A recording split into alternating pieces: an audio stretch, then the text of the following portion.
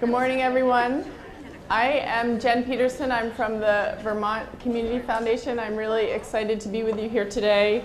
My first responsibility is to let you guys know that you need a parking pass to have your car parking validated, and you can pick these up at the registration table. There's information about this on the back of your program brochure. So after we are let go for lunch, you can make sure and get that before you go back out to your car. So, like I said, I'm from the Vermont Community Foundation. Really happy to be here with you today. It's been really interesting to listen to kind of the big picture that we heard this morning. Some really great information, some fairly sobering information. But I want to harken back to what Speaker Eves talked about in terms of the work that they did to bring people together and really kind of cultivate this spirit of optimism, because I do believe, and my experience has been working at the Community Foundation, that sort of convening and coming together and sharing is really where you start to see innovation happen. It really fosters motivation and energy around trying to come up with sort of the solutions. So I have the great pleasure of sharing some of the solutions that have already been germinating in our 3 states, and hopefully you'll get more opportunity to talk about those things that are going on at lunch today with each other and then in the afternoon. But we wanted to share 3 really cool things that are happening in each state.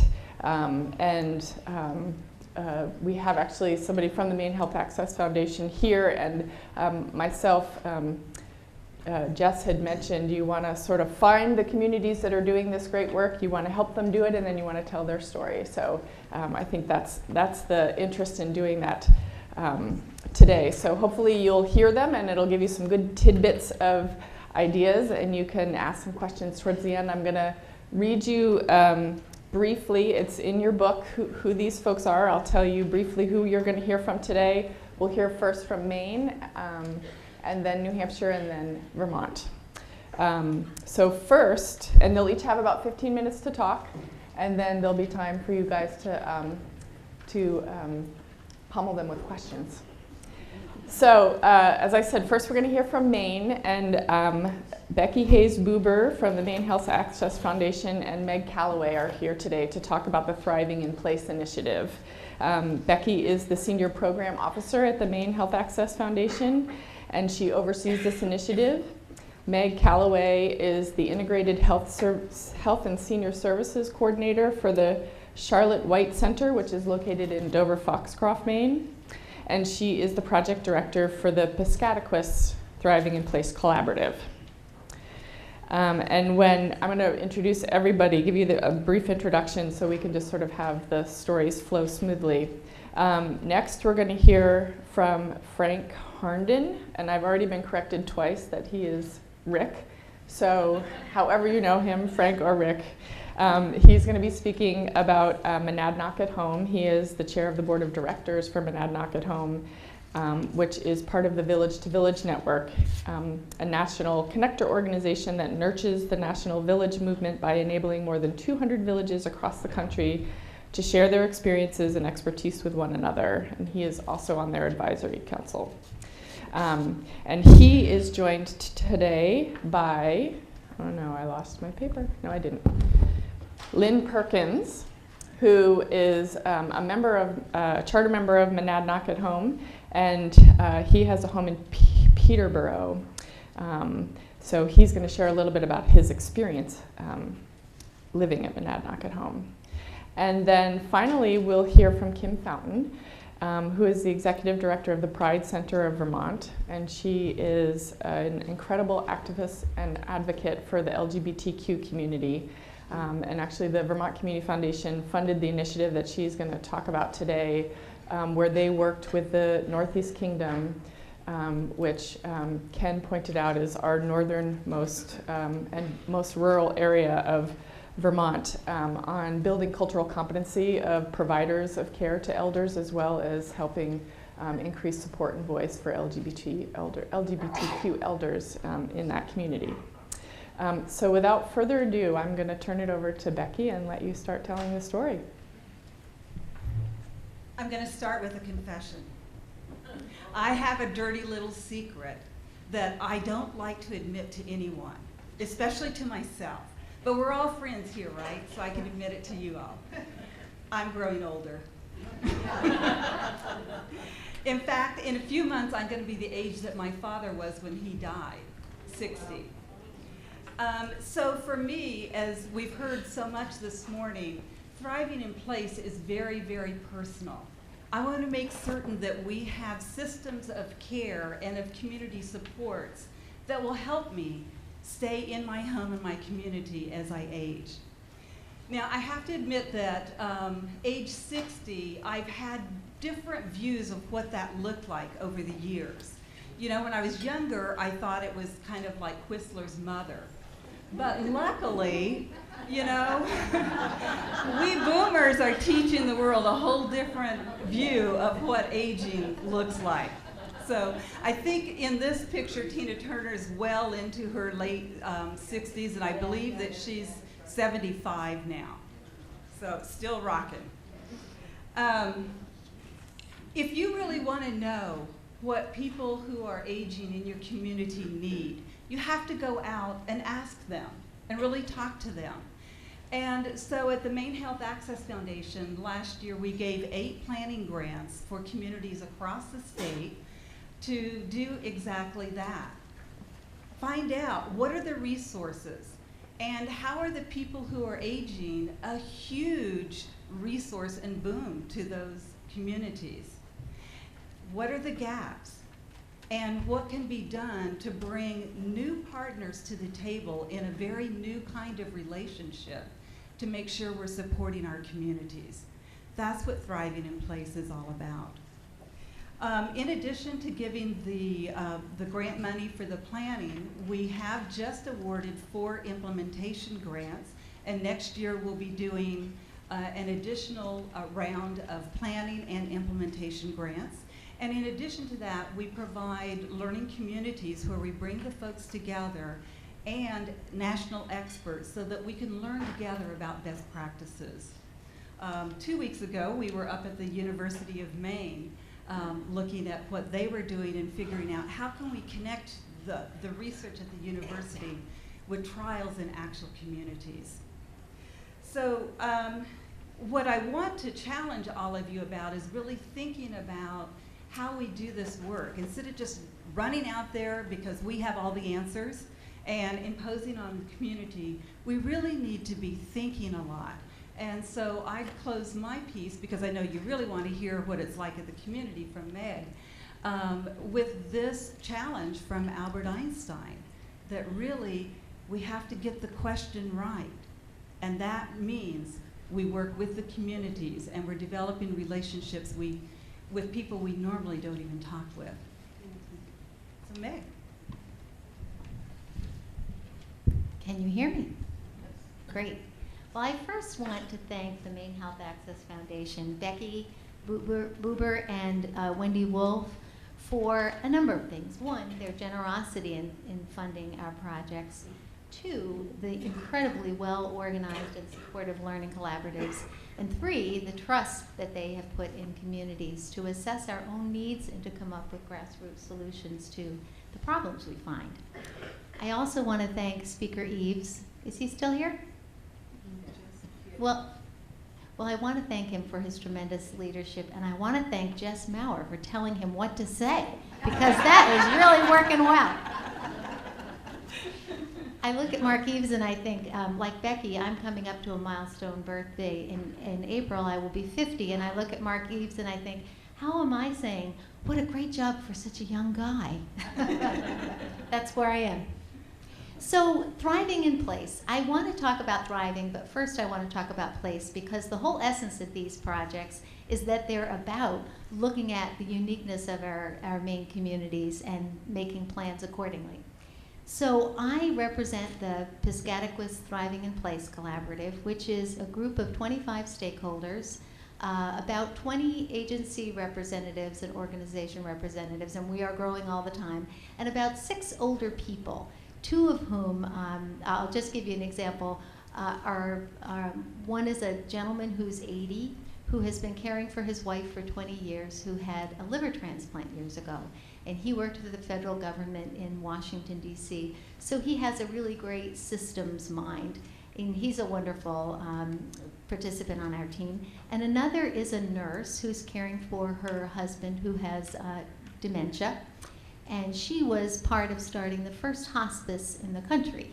So we have some really remarkable people in our area. It's been a morning of hearing a lot of striking demographics, but I'm going to tell you a few more. Just to get a sense of our place, Piscataquis County is one of fewer than 100 frontier territories left in the United States. An interesting distinction and a real challenge for us in doing this project. Territories that are frontier are defined as having 25 or fewer people per square mile. And in Piscataquis, it's 4 people per square mile if you stretch us all out. We are the second oldest county in the state. We are the third poorest, and we are the least healthy. We are consistently dead last in the Robert Wood Johnson health rankings.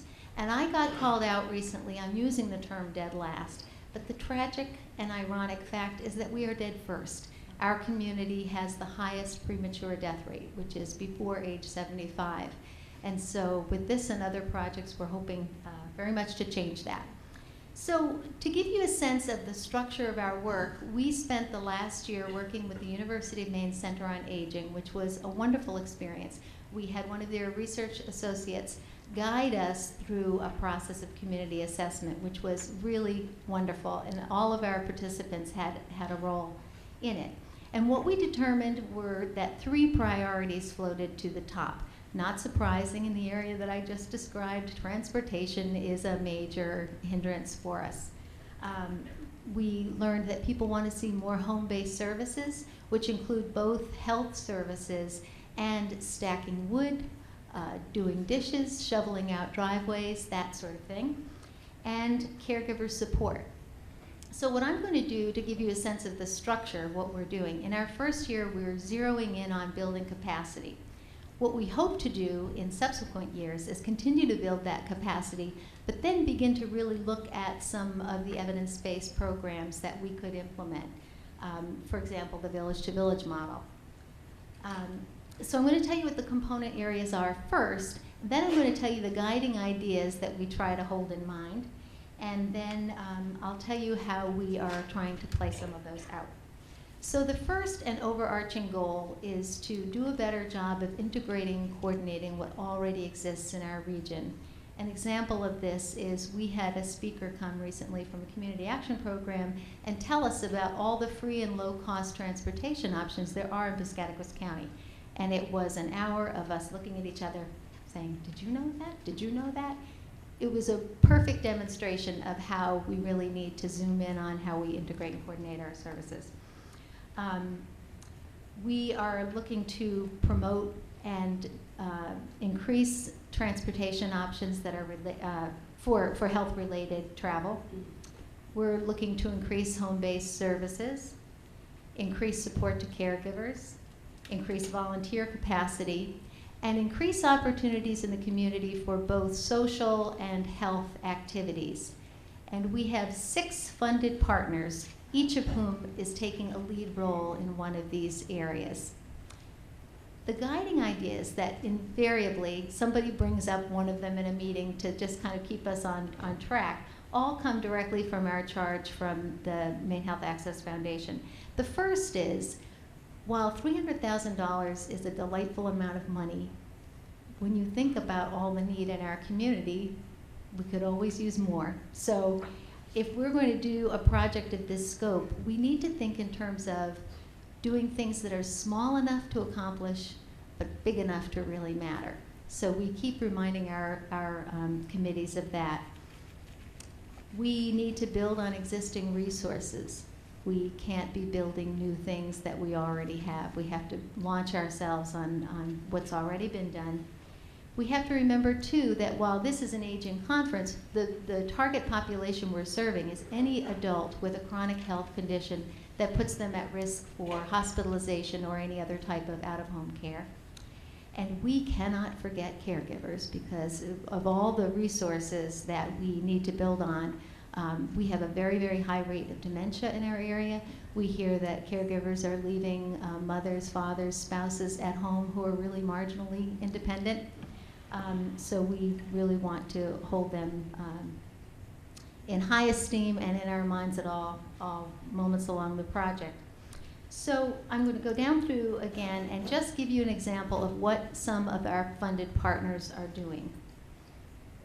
Looking at affordable transportation, we have an hours exchange program in our community.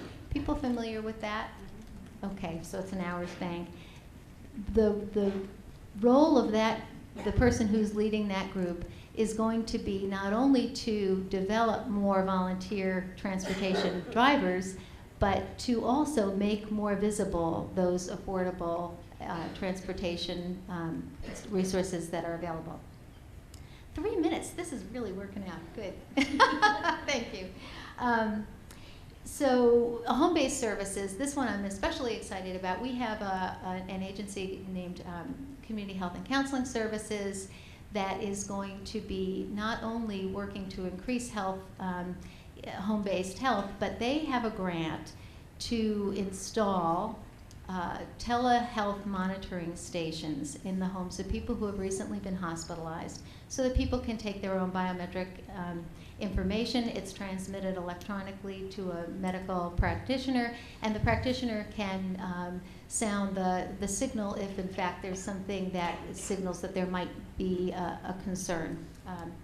So the person who's leading this work group has a particular concern not only for the very poorest people in our area, but the people who may not be eligible for Maine Care, who have just enough money, but not enough money to high copays, not enough money to ordinarily be recipients of this kind of support. So she's looking to put that technology in the hands of people who don't have enough money. Another area where we're building on the existing support we have is we have one of 5 volunteer hospices in our community, which is, I think, celebrating its 30th anniversary. And it's Pine Tree Hospice, and their reason for being is to support people with progressive life-limiting conditions. Well, coincidentally, that's who we're serving with the Thriving in Place group, so that really works out very well. There's a tremendous overlap between the populations, and we were happy to discover they have a model of volunteer recruitment that has volunteer leadership teams strategically placed throughout our community. So we'll be working with them to boost volunteerism. And then finally, we have a wonderful project in the middle of Dover-Foxcroft where a group is working to remodel the Central Hall building, which is a beautiful historic building, and they are looking to develop a senior center that will be the hub of a lot of these activities. And within the senior center will be an adult day services center, which the Charlotte White Center that I work for will operate. So they are picking up the charge of developing more activities that are social and health related in the community. We live in a very isolating region, and we know that one of the best ways to prevent or delay cognitive decline is to get people out talking to each other, being social, and working on their health. So they're developing a falls prevention program and working to figure out who's doing work in the area of balance and bone building and bring us all together. So that's just a short list of some of the innovative things we're doing, and we're really excited about this. It's great to see so many people all rowing in the same direction today, so thank you. Thanks, Becky and Meg. Frank and Lynn, you want to tell us about what's going on in New Hampshire? Okay, great, thank you. Monadnock at Home has been running for about 4 years now, a little over 4 years. And about 10 years ago, some of my neighbors and colleagues started thinking about what can we do, because we know we're getting older, and we're going to have problems in the future. It's not so easy living in New England in the wintertime, for instance. So then in 2006, maybe some of you saw an article in the New York Times that talked about Beacon Hill Village in Boston. And it was like a blinding flash of the obvious, like, wow, you know, people can actually do this, but they're in a big urban city. That motivated us to think harder and start working harder. So from 2007 to 2010, we had a group of about a dozen people who just met weekly, monthly, bi-weekly. And in 2010, we opened our doors at Monadnock at Home to serve the older adults in our community. We followed the Beacon Hill model to the extent that we could, but you know, it's a little different in New Hampshire. We have a lot of towns, but we don't have that many people. And the density of people makes it really difficult. Our area covers about 400 square miles, which means that, for instance, as a volunteer, not long ago, I drove an hour to get to one of our members, spent 15 minutes solving a problem for them, and then drove an hour home. So transportation is one of our really, really big challenges. But the point is, the grassroots really work. We've seen it over and over again, and it will work with the senior population as well. If you just have it in your mind that it can be done, and you don't listen to anybody telling you it can't be done, you can do it. I mean, if I had known what we heard in the previous session about how hopeless it is in the next 10, 20 years, we wouldn't have been able to do it. So ignorance can be bliss. I have a map here. We're going to talk a little bit about the network in a few minutes after we hear from my friend Lynn. I see, if I look at the map, there are 39 states that have organizations like Monadnock at Home, but none of them is in Vermont. And so since some people are from Vermont, and since there are only 3 in Maine, and only 4 in New Hampshire, I wanted to talk a little bit about what does it take to get something like this going.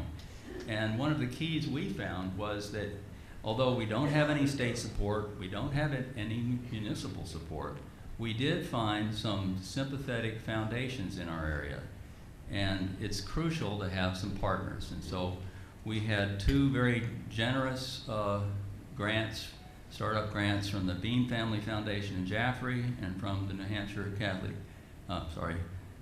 Charitable Foundation that helped us get going. And where does the Catholic come in? The Catholic Charities of New Hampshire was crucial. They provided infrastructure support in our first year.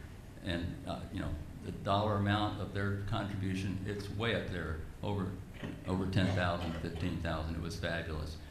We're on our own 2 feet now, or how many feet do we have? We have a board of about 14 people, so that's 28 feet, I think. But getting some help, and the help may be there. You know, maybe not your town, but maybe you're lucky. Maybe you've got some organizations that will actually help this kind of grassroots effort. But it's probably there if you look for it. And you do need it, because even though we're a membership organization and we do charge our members, the membership fees only pay about half of our expenses. So it's fundraising to make up the difference until someday the state, the federal government, the local governments can help us a little bit. One of the key things is you've got to go into this to collaborate and to connect. It's all there, but the seniors don't know how to get the help they need. So it's not about competition, it's about connecting and collaborating. And the thing about the village model is that you can tailor it to your area. I mean, we're not Beacon Hill, but we found a way to make it work in rural southwestern New Hampshire. So we have this sort of, I mean, I've heard it so many times, it's trite to me, but if you've seen one village, you've seen one village. And they're really quite different, but they all have this common goal. I want to pause here, and I'll come back in a minute after Lynn finishes and talk about the network again. But Lynn was one of our founding directors, but also one of our charter members in the organization, and has used our services to very good advantage. And Lynn, would you be so good as to tell the folks a little bit about what it's meant to you? Okay. Okay. I ran for a school board in Cincinnati one time. It was one of those hot, sweltery nights. Everybody was perspiring. The previous speakers were all candidates for my office. And they went on. And it was getting hotter and hotter. I turned out to be the last speaker, and I got up, spoke into the microphone. I'm the hottest candidate in town. And I sat down. I had the biggest vote in that community. And I've found that talking longer than is necessary is not the way to get elected. Nancy and I were in St. Louis, prior to that Cincinnati, and in '87 we moved to New Hampshire, Peterborough. We love St. Louis, but it's very hot in St. Louis. The first week we were in Peterborough, it was in the high 90s and high humidity, and we decided we'd made a mistake. But we had a property up in Georgian Bay, so 4 months out of the year we were there, and the rest of the year we were in Peterborough, so we were only part-time Peterborough. When I arrived in Peterborough, I did all the lawn care. I had a machine to push the snow around. I had dogs and cats to take care of, birds to feed, all the usual household things, the gutters, of course. And I was able to handle all of those with no trouble. In fact, it was sort of a pleasure to have a piece of property that I wanted to take care of. Over the years, all of those things I mentioned are being done by somebody else. And a number of them came from Monadnock at home. All we have to do is call the executive director, and she will give you the names of likely contractors. They've been vetted. The contractors that have been used by our members obviously are either satisfied or complain, and that helps with the vetting of contractors. I'm here today while a contractor is putting shelves in my cabinets in the kitchen. I'm so glad I'm here and he's doing that. I actually built a couple of these trays, and when I tried to figure out how to install them on my knees with the screwdriver at the end of the cabinet, I decided that was something I shouldn't be doing. So over the years, Nancy and I looked at all the possibilities that we might need some help. We have a local hospital, so we had 3 knees and 2 hips. Having been in the hospital business for 35 years, I'm spending this 35 years staying out of hospitals. And I've been pretty successful except for a couple of knees. Monadnock at Home came along, and I, of course, assumed that my wife would predecease me, and I thought it would be a good idea to belong so that when I was gone, she would have that additional protection. We have 4 kids, 2 in Missouri, 2 in Virginia. So they were delighted to find Monadnock at Home. And they have met our executive director, and they feel very comfortable with that arrangement.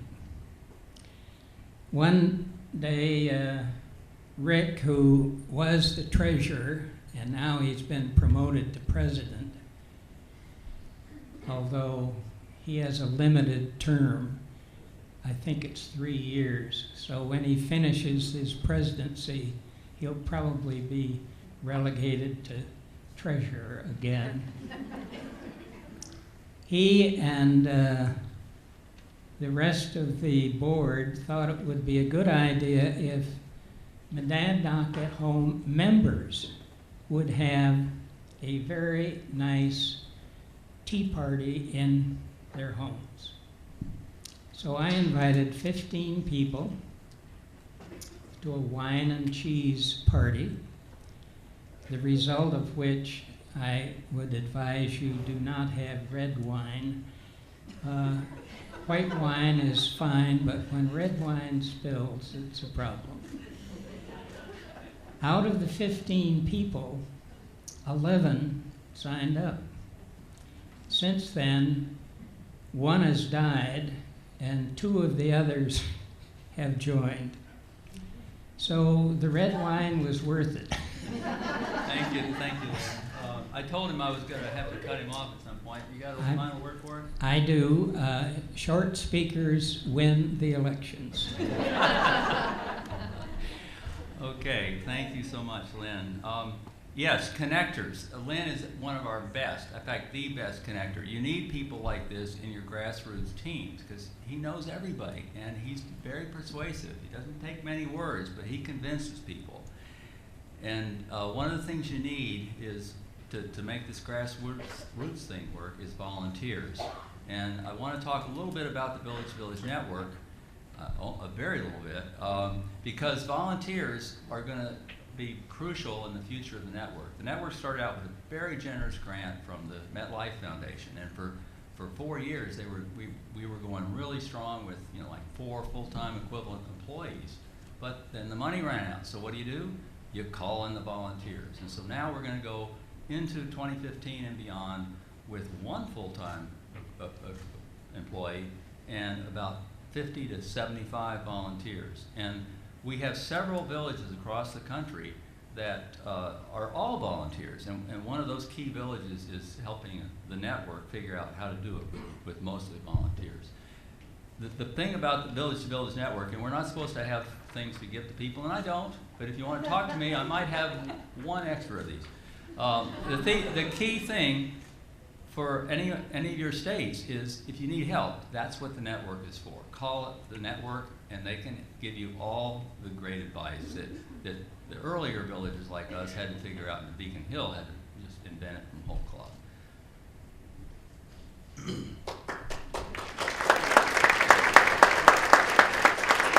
Thank you, Frank and Lynn, very much. And now we'll hear from Kim from Vermont.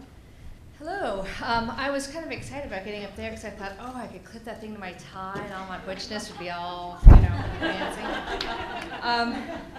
So I'm going to talk about the Pride Center of Vermont and the work that we're doing with the Northeast Area Agency on Aging in Vermont. From now on, I'm just going to call them NEVA because it's easier. So in a nutshell, we've been developing the LGBT Elders Safe Spaces Network, which is a peer-led education and advocacy group addressing the needs of rural LGBT seniors. And to set this up, I'm going to start off with a little bit of the dilemma that we face. One is that gayness is often solely associated with things like sex, liberals, and youth.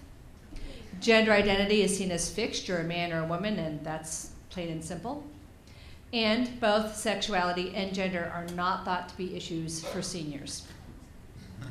But they are. And why they are issues that impact the very reasons of why we need to attend to LGBTQ aging issues today. In 2011, NEVA received a grant from the Samara Fund of the Vermont Community Foundation to show a fantastic movie called Gen Silent.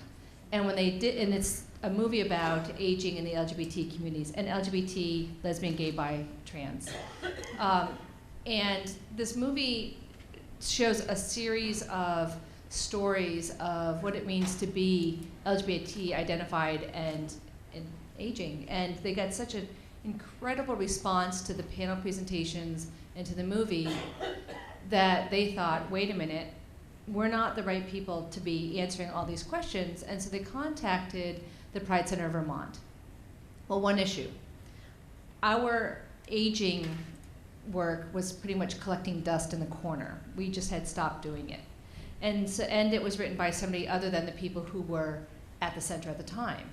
And so we thought, okay, we need to really figure out how to do this work. And so we joined NEVA's LGBT Elders Advisory Committee. And it was a great experience. And so in 2012, what we did is we applied together with NEVA for an Innovations and Collaborations grant made possible through the Vermont Community Foundation. And what we based this grant on were the following. One is that Vermont has the highest concentration of same-sex coupled seniors, and the third highest population of LGBT folks in the United States, according to a recent Gallup poll. The US Census estimates that more than 29% of Vermont's population will be 60 or older by 2030, as you saw those amazingly wonderful graphics that I need to get from you. That the LGBTQ communities are often incredibly ageist. We really just don't know how to deal with these issues in my community. And elder services don't often take into account the needs of LGBT elders. And all this means a whole lot of trouble for LGBT folks over 50. And as we've seen, there are going to be a lot of us. So why are these issues? Well, it's because LGBTQ folks are twice as likely to live alone. In fact, about 80% age alone. We're 4 times less likely to have children. About 90% of us do not have them. We are quite likely to be isolated from the LGBTQ communities because, again, we tend to be very ageist in our community. We are more likely to face poverty and economic insecurity, and 5 times less likely to access senior services. Did I get your attention with that last one especially? Right? So what do? We continue to support the advisory committee and participate. And given the active role that they play in the network, such as meeting with the Department of Disabilities, Aging and Independent Living, yay, Susan, where are you? And with the educational campaigns that we've been running to try to introduce folks to aging issues for our community. They changed their name to include advocacy rather than advisory, and I think it's a really great change.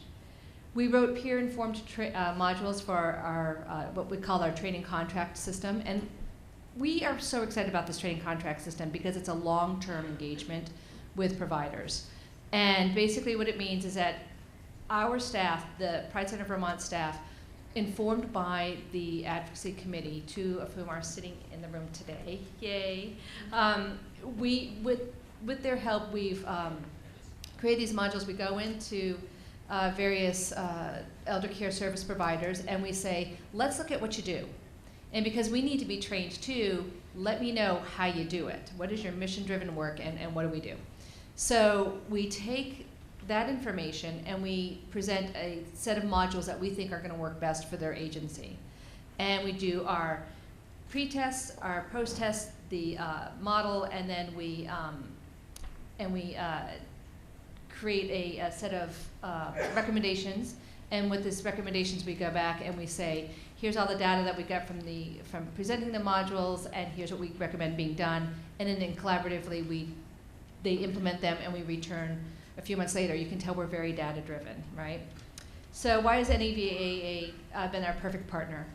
Because they know what it is to work with a really small organization. And in many ways, they've been nurturing the LGBT elders work, and they give us most of the funding for when we get grants, which is pretty remarkable. They open their networks to us. If they know somebody, we know somebody. If they've been invited someplace, like this Roundtable, we've been invited. And they are amazing because they'll actually oftentimes extend travel expenses to us, which big agencies, please pay attention to this, it's super important. And they give us space at their agency for my staff to work with them, which is remarkable. And why has VCF been a perfect partner? Because they said, do something different and we'll fund it. Then they put us in front of other donors and other grantees to talk about our successes. And then they extended their grants to include more cycles, which was awesome. They met with us consistently to make sure that we were on track. They made pertinent and useful suggestions, and now they're saying, okay, it's time to leave the nest. That's actually really important. So our vision, a statewide LGBT elders safe spaces network with county-based, community-led LGBT elders advisory committees that collaborate throughout the year. And through all this, it is our hope that all of Vermont's LGBT elders will access both agency-relating services and LGBT-focused services so that they too can age in place and feel the love and support of community. Thanks.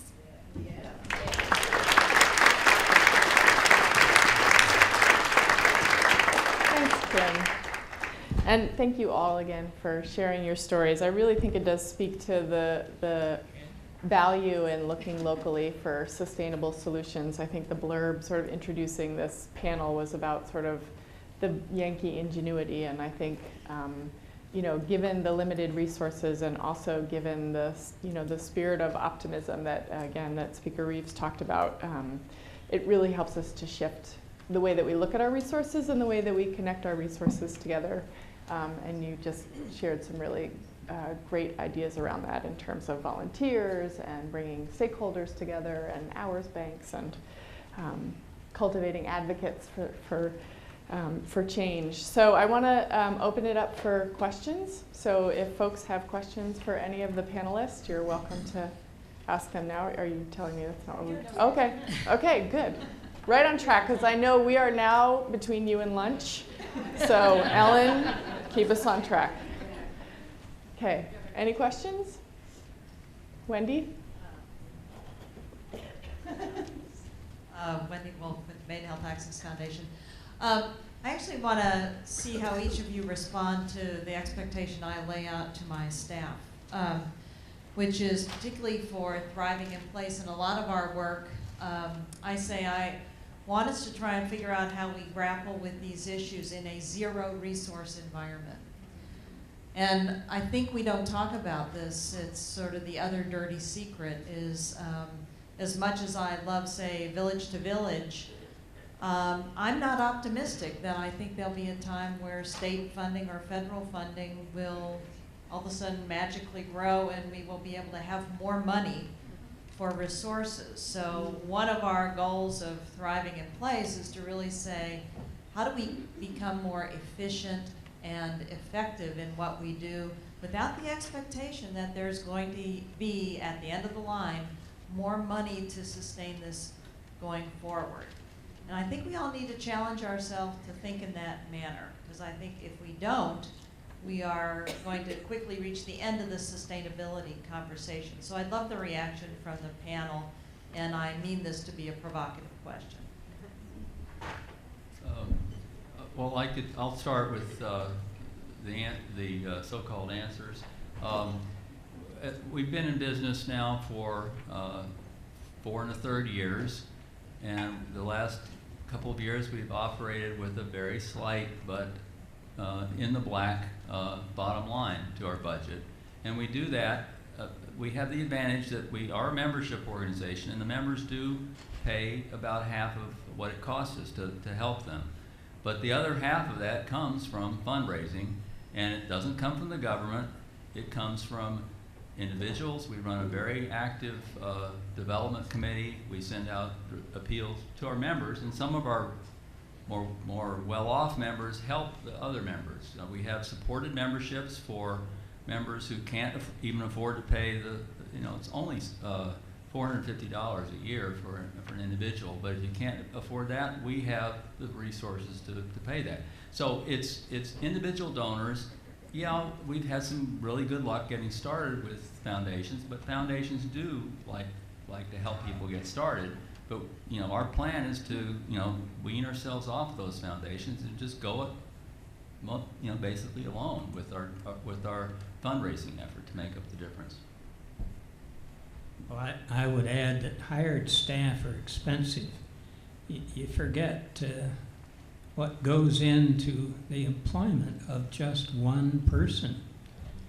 And so our Monadnock at Home is basically an organization of volunteers. This is the first volunteer every year. He does all kinds of crazy things. But I volunteer as a member. I volunteer helping other people. I have 4 members of Monadnock at Home on my block. And that's not by accident. That's because he speaks so short. I think it's a very provocative question in an interesting time. I think that there's a wonderful alignment between the economic drivers and the personal drivers. We all want to live and die at home, I can pretty much safely assume, and most of the people who pay the high bills for hospitalization don't want us there. We don't want people staying in nursing homes. So my hope is that after a period of, for example, in our project, demonstrating that we've met our goals and that we really are saving money for communities, we start looking at accountable care organizations who are responsible for population health and keeping costs down, and we look at insurance companies for that. Yeah, and I would say collaboration is key. You know, I think that, and I want to challenge us because there's a lot of money out there. You know, there is, and it should be ours. So and I think collaborating with the people who are making the charts is fantastic. I kept looking at those going, I'm going to use those in grants. Those are fantastic. You know, and I wouldn't have known about them had the collaborations not been there, had I not seen folks who I would never think to go up and speak to about the issues that affect my community. It wouldn't occur to me to talk to the city planners about housing and things like that. And being here, I'm seeing this. So go out there, start getting those really innovative, collaborative connections going. And I think that's gonna, then you can take, and the more stakeholders you get at that table, like was told to us over and over again, I think that what you're gonna do is you're gonna be able to go to your city officials or your, and folks like that and say, you really need to think about us in your funding streams. So hold them to task. And you hear my response all the time in the office, but for the benefit of the rest of you, I think as Meg was saying, and as I heard all of you saying, a lot of it is knowing what is out there and resourcing it differently. Not that you're taking money from the schools or anything, but you're looking at all those disparate ways that you can have transportation and organizing that so that you're really maximizing the resources that are there. So you have to look at it both at community level, but also even at community level, be looking at it systemically. So we have 3 minutes left. Does anybody have one more question over there? Yeah, for Monadnock at Home. If I had been invited to the wine and cheese party at your home, how might you have tried to convince me that $450 should be spent today? What's the selling pitch to an individual? If you've been at the wine party at your place, how would you convince them to spend $450 on a membership?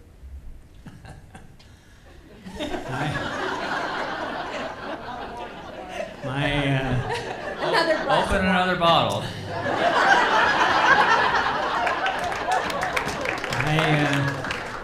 I made sure everybody was well wined and still alert, however. And we had a formal presentation from the executive director and the chairman of the board and about 3 people, and then we asked for questions, and nobody had any questions. So I stood up and explained what Nancy and I did in deciding to join Monadnock at Home. We've been in this house for 25 years at that point. I want to stay in this house. I do not want to move. The last time we moved, we had to sue the moving company. And I looked around to see how many people groaned when they heard about moving again. And I then said, Nancy and I decided that we could live with our children. We have 4 kids. We could go live with each one for 3 months. And then I said we could also go to the hospital when we need the hospital. We can go to the nursing home. We have a wonderful local retirement home, and you can move in and everything is done for you. And if we could afford it, we're absolutely not going to move into that retirement home. And I left it right there. And for $450 a year, I think you know what nursing homes, retirement homes, and so on charge. So from a money standpoint, it's a bargain. And not only that, but we have one enterprising couple who are members, and they, one of the things we have is this list of over 100 pre-screened providers, and most of them offer discounts. So this couple set about, they had some home repairs they needed to make, set about keeping track of how much they saved because they got the discounts. They saved twice their $600 membership fee in 1 year just in the discounts from that. I mean, that's not why people join, but if you go about it right, you can really game the system. I would add one more thing. 4 of the couples that joined told me they thought it was a great idea and they wanted to join, but they want to make sure the thing gets going and keeps going. So they were doing it as a support of the whole effort. Great. Let's give these guys a round of applause.